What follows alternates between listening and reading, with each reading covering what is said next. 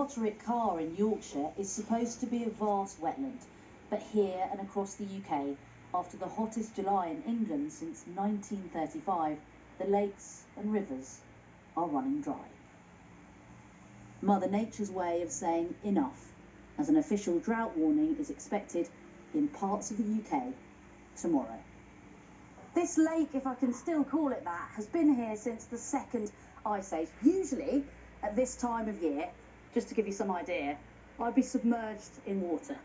But today, South Yorkshire looks a lot more like Arizona. While the warnings come in words, these pictures speak for themselves. And here we are on the dried out bed of one of the wetlands that we created. Dr. Rob Stoneman has been studying climate change since the 80s, and even he is stunned. Rob, your first impressions of this lake?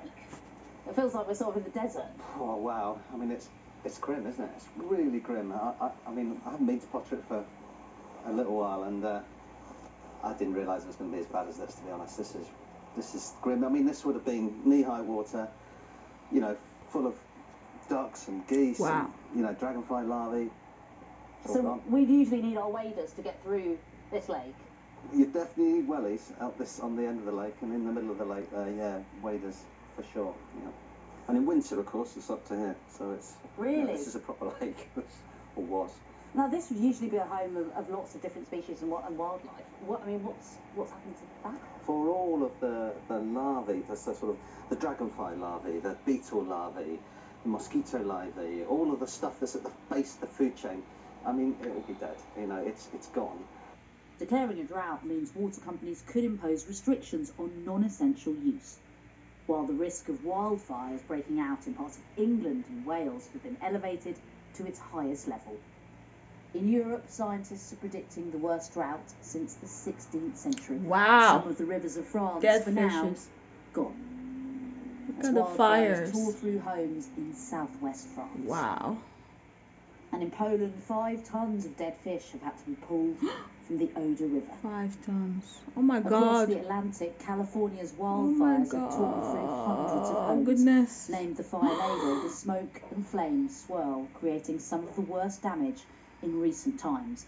The fires have already claimed the lives of at least 4 people. And they still won't what stop. We're seeing is climate chaos across the world, aren't we? You know, so in Death Valley in the USA, you know, the hottest place on Earth, we've now got floods today. Ah. So some really big floods today.